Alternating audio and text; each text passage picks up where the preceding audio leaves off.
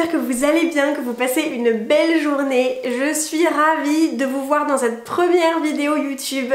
Si vous ne me connaissez pas, je suis Andrea, coach en amour sur les réseaux sociaux sous le nom de Boost ta confiance et je vous accompagne à vivre une relation saine, épanouissante et sur le long terme. Dans cette première vidéo, j'avais vraiment envie de parler d'un sujet hyper important auquel nous faisons tous et toutes face, je pense, à un moment donné ou un autre lorsqu'on fait des rencontres en amour, c'est les signaux rouges. Et dans cette vidéo, on va voir les 5 signaux à fuir absolument pour éviter de souffrir et de finir les larmes sur l'oreille, à se questionner, à remettre tout son avenir en question en se demandant si on est méritant de vivre une relation amoureuse, si on n'a pas eu une malédiction qui nous est tombée dessus. Vous avez peut-être déjà vécu cette situation. Vous rencontrez quelqu'un, au début tout se passe bien, c'est fluide, vous vous envoyez des messages tous les jours, il y a de la constance, vous vous voyez toutes les semaines et vous avez l'impression que c'est un petit peu, voilà, l'amour sur un petit nuage, tout est beau, tout est rose et à un moment donné, vous ne savez pas pourquoi, il y a une inversion de tendance et cette personne change d'attitude, change de comportement et vous avez l'impression vraiment d'être face à quelqu'un que vous ne connaissiez pas auparavant et c'est là que la relation commence à se dégrader. Votre estime de vous va baisser à chaque fois que vous continuez de donner votre temps et votre énergie à quelqu'un qui ne vous mérite pas et qui vous traite d'une manière que vous ne méritez pas, ok ? Les signaux rouges dont on va parler aujourd'hui, c'est des choses que vous pouvez voir dès le début. Évidemment, pas le premier rendez-vous, pas la première semaine, mais vraiment dès les premières semaines, maximum les 2 premiers mois.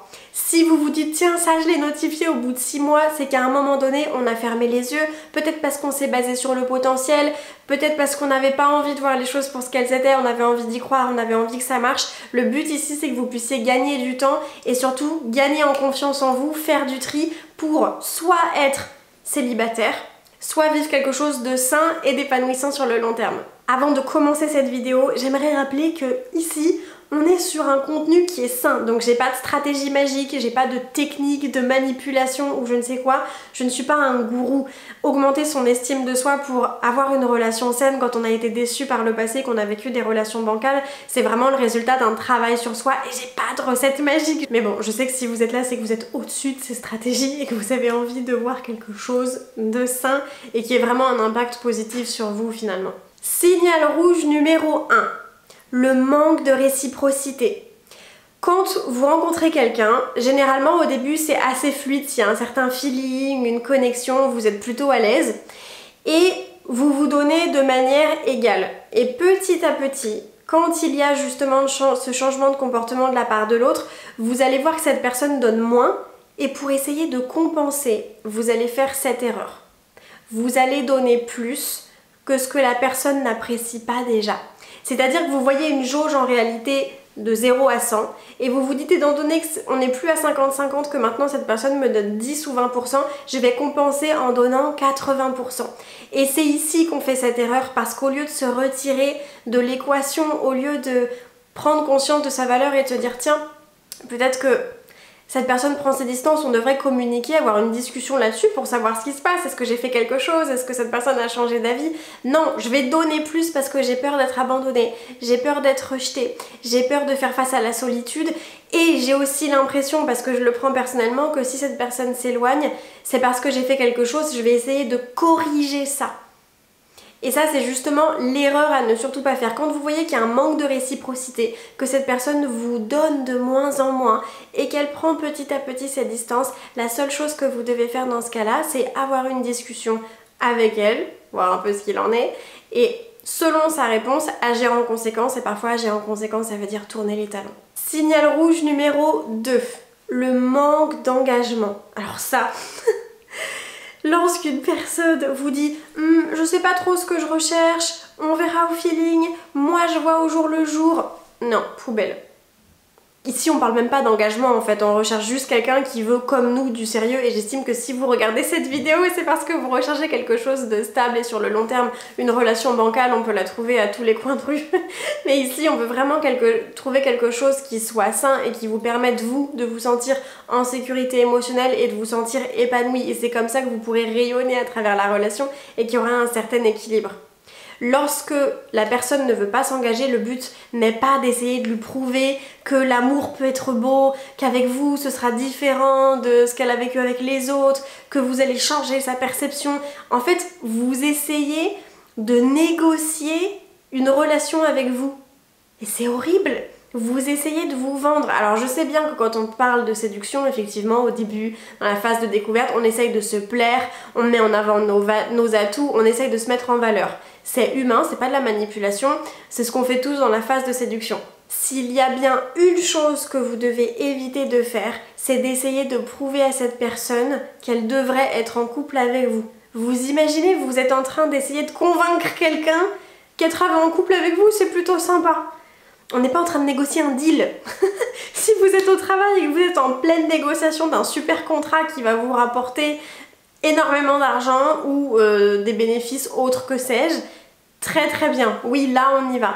En couple, il faut vraiment retenir que dans les relations amoureuses de manière générale et même toute relation quelle qu'elle soit, en fait, on n'est pas censé gagner, travailler pour gagner quelque chose et essayer jusqu'à ce que ça marche. Dans le monde du travail, oui, plus on essaye, plus on va s'entraîner, plus on va faire des efforts, plus il y a de chances que ça marche et qu'on aboutisse à un résultat positif. En amour, quand on est face à quelqu'un qui nous met une sorte de barrière, qui n'a pas envie d'aller de l'avant, le but est juste de dire « Ok, j'accepte, je ne me voile pas la face, je n'essaye pas de convaincre qui que ce soit et de me baser sur un potentiel qui n'existe que dans mon imagination, je vois les choses pour ce qu'elles sont et je me dis que on n'est simplement pas sur la même longueur d'onde. Le fait de savoir si une personne recherche du sérieux ou pas, c'est pas quelque chose que vous allez deviner. Parfois je pose la question à des personnes que j'ai en coaching et elles me disent bah je pense qu'on est en couple parce qu'on se voit régulièrement, parce qu'on se parle, et je leur dis mais en fait tu penses que, mais t'as pas de certitude. Et c'est pas un tabou que de demander ce qu'on est, ni de demander à la personne ce qu'elle recherche dans la vie. Ça ne veut pas dire au tout début qu'est-ce que tu recherches avec moi, mais qu'est-ce que tu recherches en ce moment dans ta vie. On sait tous si on recherche une relation sérieuse ou si on recherche un plan cul. On se dit pas à 8h05 un mardi matin, tiens, j'ai découvert que finalement je voulais me poser pour construire ma famille. On le sait très bien et les hommes savent très bien ce qu'ils recherchent. Ils vous mettent en plus dans des catégories dès les premières rencontres, mais bon ça on en parlera dans une autre vidéo. Et donc c'est important que vous puissiez demander à la personne dans les 3 premiers dates ce qu'elle recherche. Si c'est en accord avec ce que vous voulez, magnifique, très bien. Si c'est pas le cas, on tourne les talons, au revoir. Signal rouge numéro 3, et ça on n'en parle pas beaucoup, je crois que j'ai jamais entendu quelqu'un en parler d'ailleurs à part moi, c'est le manque d'enthousiasme. On a envie d'être avec quelqu'un qui est heureux de nous voir, qui a envie de nous proposer de passer du temps ensemble toutes les semaines pour faire des activités, qui nous fait de la place dans son emploi du temps, dans son planning, et qui est excité en fait à l'idée d'apprendre à nous connaître. Et ça sous-entend pas que la personne doit nous poser des questions sur nos traumatismes d'enfance, on n'est pas dans cette profondeur et dans cette lourdeur dans la phase de séduction, c'est pas le but, mais on a envie qu'il y ait cet enthousiasme. Si on a l'impression que cette personne nous voit simplement le mardi soir à 23h quand elle a rien à faire pour entre guillemets assouvir certaines pulsions, là on a quand même le sentiment d'être un boucheron, ce n'est pas le but. L'objectif est vraiment d'être avec une personne qui est excitée à l'idée de nous voir, comme vous. Lorsque vous rencontrez quelqu'un avec qui vous avez un super feeling, une super connexion, vous avez hâte de passer du temps avec cette personne, de lui parler. Quand vous recevez un message, vos yeux s'illuminent devant l'écran de téléphone. Et bien si c'est le cas pour la personne en face, magnifique. Et je dis pas par là qu'elle doit nécessairement vous le montrer en faisant des pieds et des mains, c'est pas ça, mais on ressent quand on est simplement là pour combler un vide ou quand la personne a vraiment envie de manière totalement authentique et honnête et dans une démarche sérieuse d'apprendre à nous connaître réellement. Vous avez déjà connu des relations bancales, et quel est un des traits qui caractérisait ce côté bancal, toxique, malsain? Le manque de constance. Et ça c'est le signal rouge numéro 4, c'est-à-dire qu'une relation peut très bien se passer pendant 2 mois. Vous voyez pas il n'y a pas de signe rouge, tout a l'air de coller à peu près, de cocher vos cases, et pouf, inversion de tendance. Bon, ça c'est un signal rouge bonus, ok. Ça fait pas partie des 5 dont je voulais vous parler, mais finalement l'inversion de tendance c'est vraiment le signal rouge global. Tout se passe bien, On monte, on monte, on monte et après on sait pas pourquoi on est en dégringolade totale et on se sent en sécurité émotionnelle. Et ce qui provoque ça souvent, donc le signal rouge numéro 4, c'est le manque de constance. C'est-à-dire que oui, ça peut être très bien pendant un temps, pendant 12 semaines, mais c'est pas parce que ça a été génial pendant 12 semaines que ça va être génial en semaine numéro 13, 14 et 15. Et j'entendais Matthew Hussey qui parlait justement de ça et de notifier quand il y avait ce changement et de le prendre en compte et d'agir en conséquence plutôt que d'essayer de forcer quelque chose qui n'avait pas lieu d'être. Bon, ça c'est moi qui vous le dis, ok? Mais c'est important de se dire, tiens, avant, on se parlait tous les jours, peut-être que la personne me répondait toutes les heures, on se voyait 1 à 2 fois par semaine, et là j'ai l'impression que je dois forcer quand j'envoie des messages, j'ai pas trop de réponses, ou alors 8 heures après, quand on doit se voir, c'est moi qui propose, mais je sens qu'il y a justement plus cet enthousiasme, il y a plus ce côté leadership où il va prendre l'initiative de m'envoyer des messages et de me proposer des activités pour se voir le week-end. Donc en fait, je sens que oui, ça a été stable d'une certaine manière au début, mais là, c'est un peu 1 semaine oui, 1 semaine non. Et en fait, quand on passe des moments ensemble, ça se passe super bien, je suis super contente, mais les jours où on se voit pas, et où j'ai pas trop de messages, où j'ai pas trop d'intention et j'ai l'impression de devoir vraiment lui tirer les verres du nez et de faire des pieds et des mains pour avoir un semblant d'intérêt. Et en fait je me sens mal parce que je cherche à remplir mes jauges d'attention et d'affection qui se vident petit à petit dû à son changement d'attitude, et au lieu de prendre mes distances et de me dire tiens c'est bizarre, il a changé d'attitude, peut-être que je devrais me reculer un peu plutôt que de me surinvestir. Eh bien, quand on fait ça, on va se sentir encore plus en insécurité émotionnelle et cette blessure de rejet va être encore plus profonde et vous ne méritez pas ça. Vous méritez quelque chose qui soit stable. Ce manque de constance à jouer aux parents divorcés 1 semaine sur 2, ce n'est pas acceptable. Pour construire une relation amoureuse qui soit saine, qui soit épanouissante et dans laquelle vous vous sentez surtout en sécurité, il faut qu'il y ait de la constance, il faut qu'il y ait de la régularité. Et parfois, des personnes nous disent oui mais je suis très occupée en ce moment, j'ai beaucoup de travail, j'ai une semaine difficile. Ça peut se comprendre, on a tous nos activités, on a notre travail, on doit voir nos amis, on doit voir notre famille. On a aussi peut-être, je sais pas, l'aquagym et le cerceau, que sais-je. Mais quand on est vraiment intéressé par une personne et quand il y a cet enthousiasme justement et cette envie de fonder une relation sérieuse, on trouve de la place dans son planning. On a tous du temps pour les choses qui nous importent. Si une personne, à un moment donné, de par son travail, ses problèmes familiaux, que sais-je, vous accorde un tout petit peu moins de temps, à ce moment-là, c'est important qu'elle vous le dise, qu'elle le verbalise.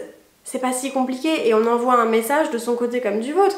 On envoie un message en disant écoute voilà je suis désolée, là j'ai une période un peu compliquée, cette semaine je vais avoir des réunions super tard tous les soirs donc si jamais je te réponds pas, sache que c'est pas parce que je t'ignore mais c'est juste parce que je vais être en réunion et au bureau jusqu'à 21 h.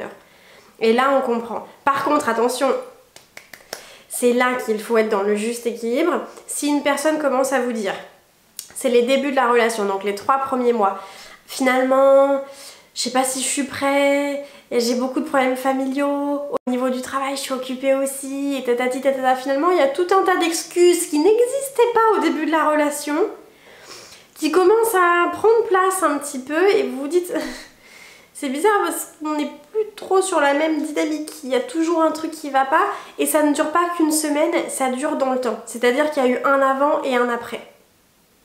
C'est pas quelque chose qui dure quelques jours parce que la personne a des réunions jusqu'à 21 h du lundi au mercredi exceptionnellement. Là c'est quelque chose qui dure plusieurs semaines. Et c'est là que vous notifiez l'inversion tendance et je ne veux pas que vous mettiez un joli voile blanc devant vos beaux yeux en essayant de vous persuader que ça va passer. Si vous avez un doute, vous en parlez à la personne, c'est pas être acquis, c'est pas en faire trop, c'est pas être trop en demande. C'est important de communiquer quand je vois toutes ces techniques de séduction. Oh non, il faut jouer à l'effet miroir, il faut faire le silence radio, il faut lui faire payer, lui faire croire que tu as un emploi du temps de dingue pour pas que tu sois trop acquis ou je sais, voilà, je ne sais pas quoi. Ça c'est malsain, c'est être dans le calcul. Si on est soi-même dans le calcul, on n'a pas la légitimité de demander d'avoir une relation authentique. Si on est soi-même dans la manipulation à établir des techniques et des stratégies, on n'a pas le droit de demander une relation saine. Enfin, c'est pas qu'on a le droit, mais c'est pas cohérent en tout cas. Donc on n'est pas aligné finalement. On veut quelque chose de sain, mais soi-même, on est dans le calcul et puis c'est lourd. Qu'est-ce qui se passe le jour où on n'a plus envie de faire semblant, on a envie d'être naturel? Une relation saine, c'est... Oui, il y a de la séduction au début, on essaye de se plaire, mais c'est naturel, c'est avec les jeux de regard, c'est avec des sourires, c'est en s'effleurant l'épaule quand on passe derrière la personne, mais ça s'arrête là. Donc, n'essayez pas de vous dire « Tiens, il y a des signes rouges, je vais lui montrer ce qu'il a perdu, il va regretter, je vais essayer de devenir une femme encore plus de valeur ou un homme de valeur pour faire comprendre à cette personne que je sais pas quoi. » Non, on communique de manière mature, parce qu'on recherche de la maturité en face, donc soi-même on adopte ce comportement, et ensuite on voit ce qu'il en est et on agit en conséquence. Signal rouge numéro 5, et ça vous allez le voir un peu plus en profondeur dans la relation quand vous allez vraiment, je dirais après 3 mois, être dans une dynamique de relation voilà, sérieuse. Au bout de 2-3 mois, on commence généralement à se demander si on est en couple ou pas. On va pas passer 6 mois à se fréquenter et à s'envoyer des messages sans savoir ce qu'on est, ok? Donc c'est aussi important d'avoir cette conversation-là. Mais je vous garde peut-être le script et tout ce dont vous avez besoin de savoir pour une prochaine vidéo. Dites-moi si ça vous plaît dans les commentaires d'ailleurs. Si cette personne ne se projette pas avec vous dans le futur, il y a des petites questions à se poser. Je ne dis pas qu'au bout de 3 mois, on doit parler mariage, enfant, acheter une maison. Je trouve que s'il y a ces projets-là au bout de si peu de temps, c'est qu'il y a un déséquilibre dans la relation. Pourquoi? Parce que quand on connaît une personne depuis 8 semaines et qu'on l'a vue 2 dizaines d'heures, on n'est pas censé avoir envie de se marier avec et de faire des enfants. Par contre, c'est là qu'est la nuance, savoir ce qu'elle recherche dans la vie, quels sont ses objectifs futurs, et si oui, dans le futur, elle veut, que ce soit avec nous ou quelqu'un d'autre, des enfants, se marier, vivre sous le même toit, etc. Ça oui, c'est important d'en parler dès le début. Je vois pas pourquoi on aurait ces conversations au bout de 6 mois, quelque part, que ce soit avec nous ou une autre personne. Ça change rien, mais on veut voir si on est sur la même longueur d'onde dès le début. On va pas se fréquenter pendant 1 an et demi et se dire « Ah bah, on a parlé d'enfants parce que j'avais peur de lui faire peur au bout de 8 mois de relation quand on était déjà ensemble dans le même appartement. » Cette relation aurait dû avoir lieu au début, Colette. Si cette personne ne se projette pas avec vous, au bout de, je sais pas, 3 mois, il n'y a pas de règle, mais je vous donne à peu près un laps de temps, c'est-à-dire pensez à vous présenter des amis, à vous parler de sa famille, vous savez qu'il ou elle a parlé de vous à ses proches, etc. Et puis ça commence à devenir sérieux, vous parlez d'officialiser votre relation, là c'est positif, mais si cette personne ne parle pas vraiment de passer des week-ends ensemble, de partir en vacances, de se présenter les amis proches, pas la première semaine bien évidemment, mais au bout de 3 mois, généralement, c'est des choses qui commencent à se mettre en place. Si c'est toujours « Ah mais moi je vis au jour le jour, on verra plus tard, je suis pas comme ça moi, je pense pas au futur, me mets pas la pression ». Encore une fois, il n'y a pas de règle, donc vous n'avez pas à rencontrer la famille de cette personne le premier mois, et je trouve ça presque déséquilibré pour le coup de parler de rencontrer la famille ou les proches de quelqu'un qu'on ne connaît pas et avec qui on a passé 10 heures au bout de 4 semaines. Enfin, là, il y a vraiment un déséquilibre. De la même manière que si demain, si vous rencontriez à un dîner entre amis une fille avec qui vous auriez hyper envie d'être copine, vous feriez pas une soirée pyjama avec elle dès le lendemain en la laissant entrer dans votre intimité alors que vous avez passé que 2 heures avec. Donc pourquoi est-ce qu'en amour il devrait y avoir ce tel déséquilibre justement? Il faut vraiment agir de manière cohérente. Ok? Donc parler de tout ce qui est mariage, etc. enfant, ça c'est important d'en discuter au début. Ça veut pas dire est-ce que tu veux ça avec moi? Bien évidemment que non. On ne se connaît pas. Mais est-ce que c'est ce que tu souhaites vivre dans ta vie? Oui ou non? Parce qu'on a besoin de savoir si on est compatible ou pas. Et si on l'est pas, ça sert à rien de continuer dans le futur. Si cette personne ne se projette pas avec vous dans le futur, c'est pas top. Pas au bout de la 2e semaine. Mais généralement, au bout de 3 mois, il n'y a pas de règle, mais c'est un laps de temps qui me paraît assez général. Au bout de 3 mois, la relation est officialisée, on est en couple. On parle de passer des week-ends ensemble, si ce n'est déjà fait, de passer des vacances ensemble. On programme des choses et quand vous discutez, cette personne vous dit « Ah, j'aimerais bien qu'on fasse ça, tiens, j'ai vu telle activité, ce serait sympa, tiens, j'ai vu tel endroit, on pourrait se faire tel week-end. » Et puis commence à parler de vous à ses proches, peut-être pas tout de suite sa famille, mais en tout cas ses amis. Vous dites « Tiens, ça pourrait être sympa, tu pourrais les rencontrer, on pourrait faire un dîner ou aller boire un verre ensemble, j'ai envie de te les présenter. » Et vous savez que cette personne en parle à ses proches. Quand il y a ça, c'est positif. Mais quand vous avez le sentiment d'être caché et qu'en plus, ça aussi, un signal rouge bonus, être caché, poubelle, hein. C'est quoi cette fameuse phrase? Relation cachée, relation... je sais plus ce que c'est, dites-moi dans les commentaires, mais relation cachée, relation épanouie, enfin, c'est pas ça, parce que... parce que ça rime, je crois, mais il y a une phrase comme ça. Bon, soit. Que vous soyez caché ou pas, et que cette personne ne se projette pas avec vous et qu'elle vous dise oui, moi je vois vous jour le jour, ne me mets pas la pression, on verra plus tard, on vit comme ça dans le présent. Non, mais il y a un moment donné, Didier, oui, on vit dans le présent, mais on a aussi envie de savoir si on est en train de perdre notre temps ou pas. Et si c'est juste pour nous voir, pour passer le temps parce que tu t'ennuies le mardi soir à 21h, alors que nous on est en train de chercher à construire notre famille et de trouver la personne avec qui on va se marier, bah on va pas passer 6 mois à perdre notre temps comme ça, c'est ridicule.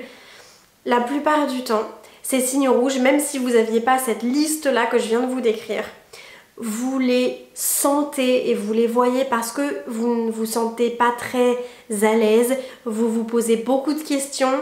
Et cette fameuse phrase de quand il y a un doute, il n'y a plus de doute, ça c'est poubelle, hein. On a tous des insécurités, potentiellement si vous avez une faible estime de vous, c'est qu'il va y avoir de l'auto-sabotage, il y a des schémas répétitifs, vous avez peur de reproduire les mêmes erreurs, d'être à nouveau déçu, donc vous allez vous poser des questions et vous allez avoir des doutes. C'est pas parce que vous avez des doutes que tout doit être mis à la poubelle. Quand vous vous sentez en insécurité émotionnelle, que tous les soirs vous vous demandez si cette personne vous apprécie vraiment, si elle a envie de passer du temps avec vous, vous savez pas où vous en êtes, si c'est sérieux ou pas. Oui, on communique, mais quand on communique et qu'on a les réponses, on prend une décision en cohérence. On se dit pas tiens je vais essayer parce que je me base sur un potentiel, parce que j'ai envie de changer le futur des choses. Vous n'êtes pas voyante, donc vous n'allez pas avoir les réponses à vos questions au premier rendez-vous. Parfois c'est quand même le cas, hein, soyons honnêtes. Cette personne vous dit je viens de finir une relation sérieuse, j'ai pas envie de me prendre la tête. Oui bon très bien, il recherche un plan cul, poubelle. Mais souvent vous savez que c'est pas sérieux et vous n'arrêtez pas la relation parce que vous avez peur d'être seul, de faire face à la solitude, d'être rejeté, de pas retrouver quelqu'un. Et c'est justement là qu'il faut surmonter vos peurs et choisir de prioriser votre bien-être sur le long terme plutôt que la satisfaction du plaisir immédiat. La raison pour laquelle aujourd'hui vous n'êtes pas épanoui en amour, c'est parce que beaucoup de fois, plus d'une, et une c'est déjà trop, vous avez accepté la satisfaction du plaisir immédiat, à savoir avoir de la compagnie maintenant tout de suite parce que ça remplissait votre jauge d'attention et d'affection, plutôt que de prioriser votre bien-être sur le long terme en étant capable de faire du tri, de dire non sur le moment, et c'est dur d'avoir des limites, c'est dur de dire non, pour ensuite être disponible émotionnellement et physiquement pour recevoir la bonne personne. Parce que tant que vous avez des relations bancales et tant que vous acceptez des choses que vous ne méritez pas, que vous acceptez de vivre moins que ce que vous devriez vivre, moins que ce que vous avez envie de vivre en termes de relations amoureuses, vous ne pourrez pas faire l'expérience de quelque chose de beau puisque votre attention est dirigée sur la mauvaise personne. Donc le but c'est de se dire soit je suis célibataire et j'attends de rencontrer la bonne personne, soit je vis quelque chose de sain. Mais ce sera ni bancal, ni toxique, ni malsain. Toxique, c'est un mot qui est quand même utilisé un peu à tort et à travers dans la sphère du développement personnel, donc on fait attention à ce terme. Si vous faites attention à ces 5 signaux rouges, à savoir le manque de constance, le manque de réciprocité, le manque d'engagement, le manque d'enthousiasme et le fait que cette personne ne se projette pas dans le futur avec vous, soit vous serez seul, célibataire, en attendant de rencontrer la personne qui vous convient, soit vous vivrez quelque chose de sain. Majoritairement, évidemment qu'il y a d'autres signaux rouges, mais je vous avoue que voilà, je dis pas que ce que je viens de dire est une recette magique, je ne suis pas un gourou, mais si vous faites attention à ces 5 choses-là, vous verrez l'inversion de tendance parce que c'est des choses qui se manifestent lorsque une personne n'est plus si intéressée que ça par vous, malheureusement je suis désolée, je sais que c'est désagréable à entendre, ou par la relation qu'elle n'a pas envie de poursuivre. Et donc il s'agit d'avoir les yeux ouverts, pas d'être sur la défensive tout le temps, d'avoir peur de vous poser mille et une questions, mais de garder les yeux ouverts. Une petite affirmation positive, vous méritez quelque chose de sain, de stable, avec quelqu'un qui s'investit et qui a envie de construire avec vous sur le long terme. Tant que vous n'avez pas ça, n'acceptez pas moins que ce que vous méritez. Si aujourd'hui vous avez envie de vivre une relation amoureuse qui soit épanouissante, saine sur le long terme, de rencontrer l'amour et d'arrêter de vivre des relations bancales où vous êtes déçus, suivez bien cette chaîne parce que Cette vidéo est la première d'une longue série. Commentez la vidéo en ajoutant un autre signal rouge que vous connaissez, que vous avez déjà vécu, au-delà des 5 que j'ai cités là, parce que je pense que ça peut vraiment vous aider les uns les autres en regardant les commentaires, voir les choses auxquelles vous devez absolument faire attention pour pas tomber dans le panneau, pour pas souffrir et pour pas perdre votre temps. En attendant, je vous envoie plein d'ondes positives et j'ai hâte de vous retrouver dans une prochaine vidéo.